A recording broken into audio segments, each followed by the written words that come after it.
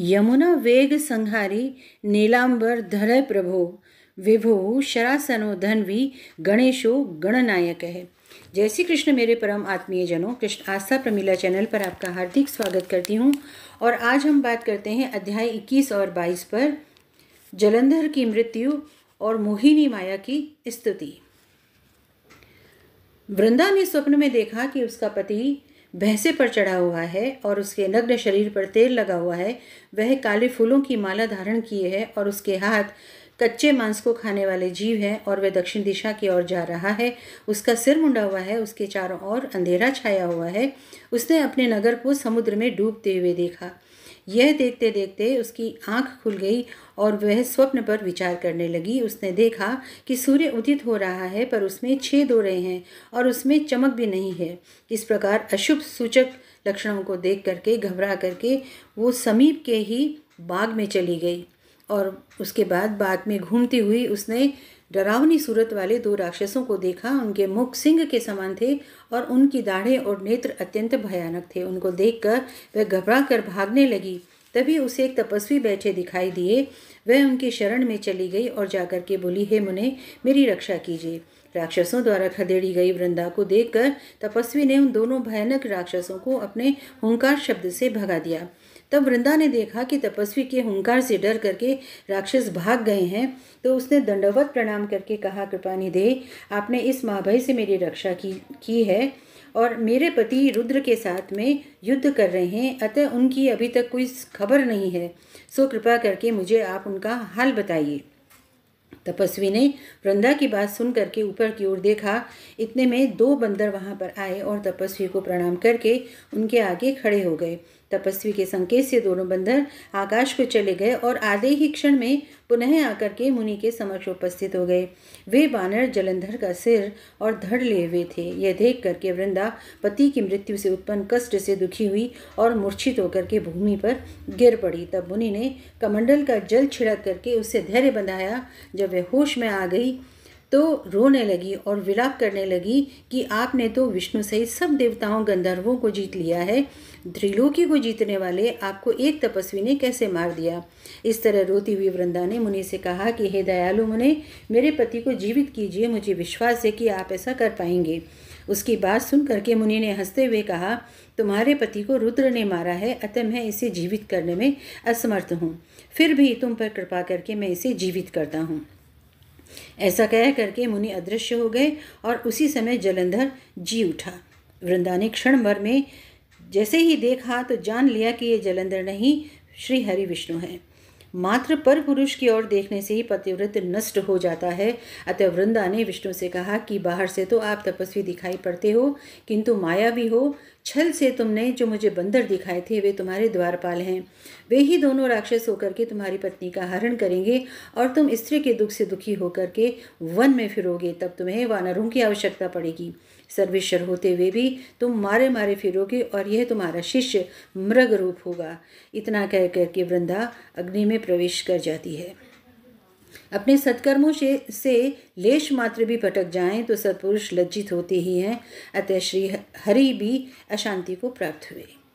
अध्याय 22 मोहिनी माया की स्तुति। नारद जी राजा पृथु को कहते हैं कि उधर जलंधर ने शिव का अद्भुत पराक्रम देखा तो शिव जी को मोहित करते हुए माया से गौरी उत्पन्न कर दी और वह रथ में बैठी हुई थी। निशुंभ आदि दैत्य उसे पीट रहे थे और वह रो रही थी। शिव जी ने जब ये देखा तो अपने पराक्रम को भूल गए और उद्विग्न हो करके उन्होंने अपना सर झुका लिया और चुपचाप खड़े हो गए।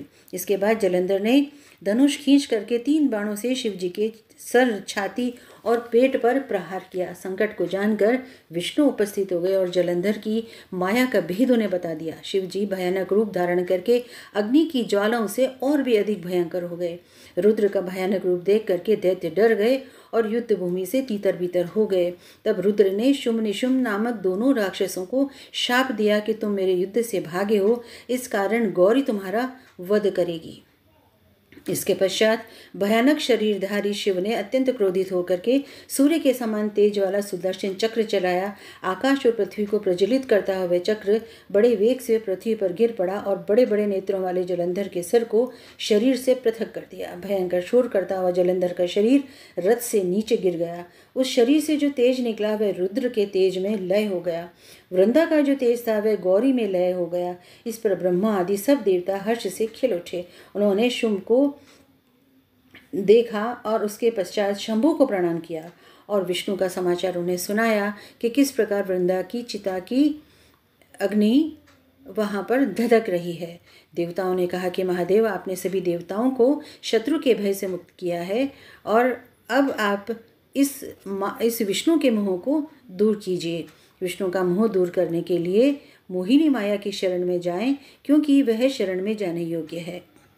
मोहिनी माया की स्तुति की सभी गणों के साथ में यद्भवा सत्व रजस तमो गुणः सर्ग स्थिति ध्वंस निदानकारिणः यदिच्छाया विश्वमिदं भवा भवो तनोति मूल प्रकृति ही नताः स्मताम् या ही त्रयोविंशति भेद शब्दिता जगत यशेषे समाधिष्ठाता पुरा यद्रूप कर्माणि जडाश्रयोपि देवास्तु मूल प्रकृतिं नताः स्मतां यद भक्ति युक्ताः पुरुषास्तु नित्यं दरिद्रमीमूरपा भवादीन न प्राप्नुवन्ते ही भक्तवत्सलाः सदैव मूल प्रकृति नता स्मताम्।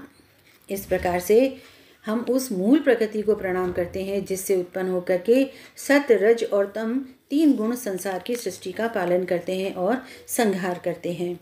भक्तों को प्यार करने वाली उस मूल प्रकृति को हम सदा प्रणाम करते हैं, जिसकी भक्ति में तल्लीन हो जाने से पुरुष सदा के लिए निर्धनता, भय, मोह और अनादर से मुक्त हो जाते हैं। नारद जी कहते हैं कि जो पुरुष मूल प्रकृति के इस स्तोत्र का पाठ मध्याह्न, प्रातः और सायंकाल एकाग्र मन से करते हैं, उन्हें दरिद्रता, मोह और दुख कभी छू नहीं सकते हैं। तब वे स्तुति कर रहे थे, तभी आकाश में 10 दिशाओं के बीच से देवताओं ने आकाशवाणी सुनी कि मैं ही व्यक्ति में 3 प्रकार से उपस्थित होकर के तीनों गुणों सत्य, रज और तम को धारण करती हूँ। गौरी, लक्ष्मी और सरस्वती तथा इनके तीनों गुण मुझ में ही वास करते हैं। देवताओं, आप लोग वहाँ जाएं, वे ही गौरी, लक्ष्मी, सरस्वती है, आपका कार्य संपन्न करेंगी। विस्मय से फटे हुए नेत्र वाले उन देवताओं ने उस वाणी को सुना, तभी वह तेज समूह अदृश्य हो गया। उस वाक्य से प्रेरणा पाकर के सब देवताओं ने गौरी, लक्ष्मी और सरस्वती को भक्ति में डूब करके प्रणाम किया। तत्पश्चात भक्तों को प्यार करने वाली उन तीनों देवियों ने देखा कि देवता उन्हें प्रणाम कर रहे हैं, तो उनको बीज दिए और कहा, इन बीजों को ले करके वहाँ जा करके और बो देना जहाँ पर विष्णु भगवान बैठे हुए हैं, इससे तुम्हारा कार्य सिद्ध हो जाएगा। इसके पश्चात देवता और सिद्धों के समूह ने आनंद से भर करके वे बीज वहाँ लगा दिए जहाँ वृंदा की चिता के पास में भूमि पर श्री हरि विष्णु विराज रहे थे। इसका पाठ जो कोई भी मन लगाकर सुनेगा अथवा पढ़ेगा, कभी भी विघ्न बाधाएं नहीं सताएंगी। जो पुत्रहीन नर नारी इसे सुनेंगे या पढ़ेंगे, उन्हें पुत्र की प्राप्ति होगी। हरिओम तत्सत। मिलते हैं अगले वीडियो में।